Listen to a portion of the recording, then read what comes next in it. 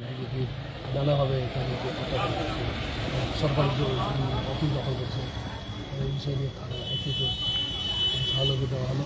কী বলবেন, আপনি তো এর আগে বিজেপিতে ছিলেন। সেটা আমি বলবো যে টিএমসির লোকগুলো যে আজকে থানাতে ডিপোজিশন দিচ্ছে, আইসিকে ঘেরাও করছে, সেটা বুঝতে হবে গোয়ালপুরের লোককে, জনগণকে, কে এর 2 দিন আগে তো এদের গভর্নমেন্ট ছিল, 4 তারিখের আগে তো এদের গভর্নমেন্ট ছিল রেজাল্টের আগে, কিন্তু তারা এখন থানাতে ডিপোজিশন যে থানার আইসিকে নিয়ে এরা খেলা করলো, আইসিকে নিয়ে মাতব্বরি করলো, জমিন ছিনতাই করলো, আর বিএলআর অফিসকে লুটপাট করলো, আর কোঅপারেটিভ সোসাইটি ধরমপুরকে রাশন পানিগুলো মালগুলো লুটপাট করলো। তারা সে সময় আইসি ঠিক ছিল, এখন সে আইসিকে ঘেরাও করে এরা আইসিকে ধমকি দিচ্ছে, যে আইসি প্রশাসনকে এরা চমকাচ্ছে। এখন একটা কথা বলছি, শাহপুরে ঝান্ডা কাটলো যে আছে পার্টির লোক, আমি ওটা নিয়ে একটা কথা বলবো। বিজেপির যে শ্রমিক ভট্টাচারী, শুভেন্দু অধিকারী, আর ডক্টর সুকান্ত মজুমদার, আমাদের এমপি কার্তিক পাল মহাশয়, মাননীয় কার্তিক পাল মহাশয়, আর আমাদের ডিস্ট্রিক্ট প্রেসিডেন্ট নিময় কবিরাজ মহাশয়, সবাই বলল যে যারা এগুলো করছে পার্টি বিরোধী কাজ, তাদের সঙ্গে পার্টি নাই, বিজেপি পার্টি নাই, তাকে বিজেপি পার্টি চিহ্ন করে শাস্তি দেবে।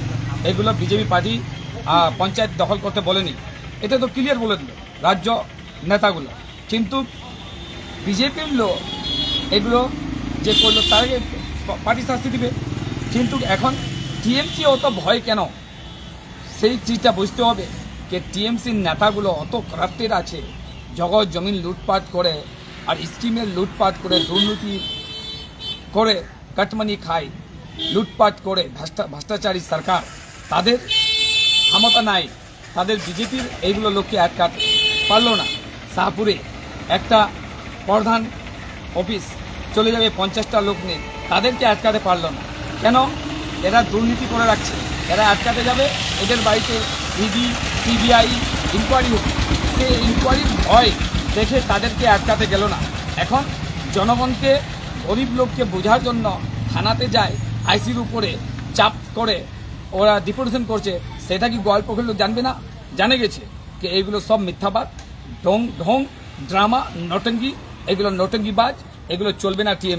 টিএমসি যেগুলো করছে জানতা এগুলো খাবে না। কিন্তু আপনাদেরকে মানতে হবে যে এই ইলেকশনটা, এই নির্বাচনটা হলো যে এটা টিএমসির বিরুদ্ধে হলো।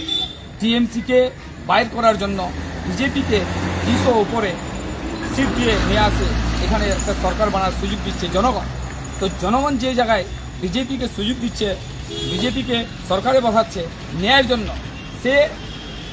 এইগুলো যে শপথ গ্রহণ হবে কালকে, তারপরে দেখবেন প্রধান এখন গোয়ালপুরের 14টা প্রধান আছে, তাদের বাড়িতে ইনকোয়ারি হবে, জগজমিনের তাদের স্কিম, শৌচালয় স্কিম, লেবার কার্ডের টাকা, তারপরে এই জনধন অ্যাকাউন্ট, তারপরে কিষাণ নিধি সম্মানের টাকা, তারপরে গ্যাস, উজ্জ্বলা গ্যাসের, তারপরে পিএইচই ট্যাঙ্কির জল, জিস হর ঘর মে জল আর নল জল মিশনের সবগুলোর ইনকোয়ারি হবে, তাদের অ্যাকাউন্টে টাকা পাওয়া যাবে, তাদের বেনামি প্রপার্টি পাওয়া যাবে, সেগুলো নিয়ে ভয় খাচ্ছে এরা। তার জন্য বিজেপির সঙ্গে এরা লড়াই করতে পারবে না। আর একটাই কথা আছে যে তাদেরকে যদি উত্তর দিতে পারে, বিজেপি ছাড়া কেউ উত্তর দিতে পারবে না। সেটা তো এখন ভয় খা গেছে। এই একটা আইসি, যে আইসিকে নিয়ে এরা দীর্ঘদিন থেকে খেলা করলো, লুটপাট করে খালো, থানাতে রিশ্বতখড়ি ঘুষখড়ি চললো, সেই আইসিকে জায়গায় এরা ডিপোজিশন দিচ্ছে, সেটা কি জনগণ জানবে না? জানে গেছে। বলছেন দাদা, আপনি তো নির্দল হয়ে লড়ছেন, আপনি পরাজিত হয়ে গেলেন, আপনি যে কালকে যে আগামী সাল যে মুখ্যমন্ত্রী হবে, আপনি কতটা খুশি? আমি নির্দল প্রার্থী, আমি কোনো দলের ছিলাম না, আমি নির্দল হয়ে লড়লাম। নির্দল হয়ে আমি একটাই কথা বলবো, ওয়েস্ট বেঙ্গল পুরো রাজ্যতে নির্দল প্রার্থী যদি 15,000 কেউ পাই যায়, তার লিস্ট দেখা দাও, কেউ পায়নি।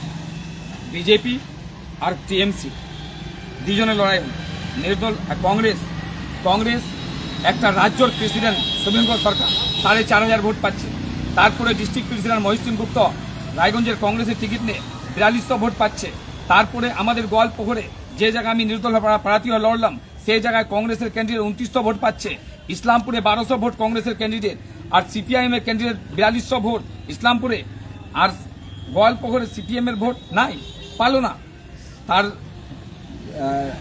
জন্য আমি বলবো যে আমি নির্দল হয় যদি 15,000 ভোট আমি পাই গেছি, তাহলে আমি ভাগ্য মানছি আমার নিজেকে যে আমার জনগণের আমি সমর্থন পাচ্ছি। এই ঝড়ে, এই ক্রাইসিসে যদি আমি নির্দল প্রার্থী হয়ে 15,000 ভোট পাই গেছি, বিনা সিম্বল, বিনা ঝান্ডা, বিনা ব্যানার, শুধু খালি গুলাম শরবত ইলেকশন লড়ে 15,000 ভোট যদি পাওয়া যায়, তাহলে এটাই আমার জন্য। এখন আপনি রাজনীতিতে আছেন? আমি রাজনীতিতে আছি, থাকবো, ছিলাম, কিন্তু আমি এখন দেখব সরকার হচ্ছে ভালো। আমার থেকে আমি বিজেপি গভর্নমেন্টকে আমি কংগ্রেচুলেশন করছি, ধন্যবাদ জানাচ্ছি বিজেপির কি আমার সরকার আসার দরকার ছিল। আর যে মাননীয় মুখ্যমন্ত্রী শ্রীমতী মমতা ব্যানার্জি আমাদের সংখ্যালঘুর বড় কিতাব কোরআন শরীফকে বলছিল যে কোরআনটা শেষ হয়ে যাবে, আমার স্কিম শেষ হবে না, তাই আল্লাহর মার পড়ছে এই মহিলাটাকে। আর এই মহিলা একটা জগন্নাথ মন্দির বানায় 500 কোটি টাকা খরচা করে, একটা মুসলমান এমএলএ টিএমসির হুমায়ুন কবির একটা মসজিদ বানানোর ইচ্ছা করলো, তাকে পার্টি থেকে তাড়িয়ে দিল। তার বিরুদ্ধে আল্লাহ ওনার এই মাননীয় মুখ্যমন্ত্রী, এই মিথ্যাবাদ মুখ্যমন্ত্রীকে, এই ঝুটাবাদ চটিচাটার মুখ্যমন্ত্রী শ্রীমতী মমতা ব্যানার্জিকে লাঠি মারে বিজেপি কালকে গদিতে বসবে আর এই মমতা ব্যানার্জির হিসাব নিবে। আপনি কি বিজেপিতে ফিরছেন? সেটা এখন আমি বলবো না, ঠিক আছে? পার্টি এখন আমাকে কিছু বলেনি, আমিও পার্টির সঙ্গে যোগাযোগ করি। যে সময় আসবে, সময়কে আমি খুলে বসে বলে দেবো যে আমি কোন জায়গায় আছি। ধন্যবাদ, নমস্কার।